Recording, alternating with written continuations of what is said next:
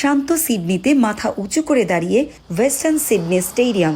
চারদিকে শুধু সবুজ আর সবুজ। প্রকৃতির অপরূপ সৌন্দর্য এই স্টেডিয়ামকে দিয়েছে ভিন্ন রূপ। পৃষ্ঠপোষক প্রতিষ্ঠানের কারণে স্থানীয়দের কাছে কমব্যাংক স্টেডিয়াম নামেই এটি বেশি পরিচিত।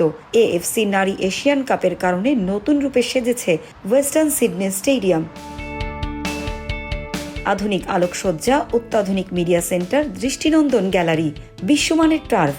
গ্যালারিতে দর্শক ধারণ ক্ষমতা 30,000। সবকিছু মিলিয়ে পূর্ণাঙ্গ আন্তর্জাতিক স্টেডিয়াম কমব্যাংক। মূল স্টেডিয়ামের সামনেই আছে ক্রিকেট মাঠ, আধুনিক একাডেমি ও জিম সুবিধা।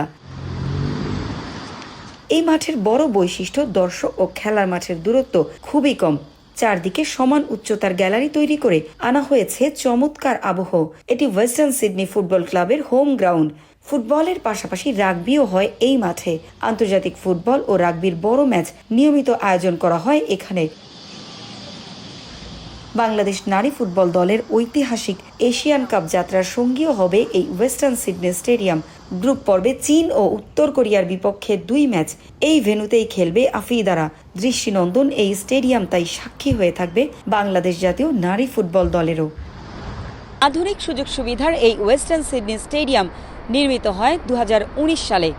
নির্মাণে ব্যয় করা হয়েছে 300 মিলিয়ন অস্ট্রেলিয়ান ডলার।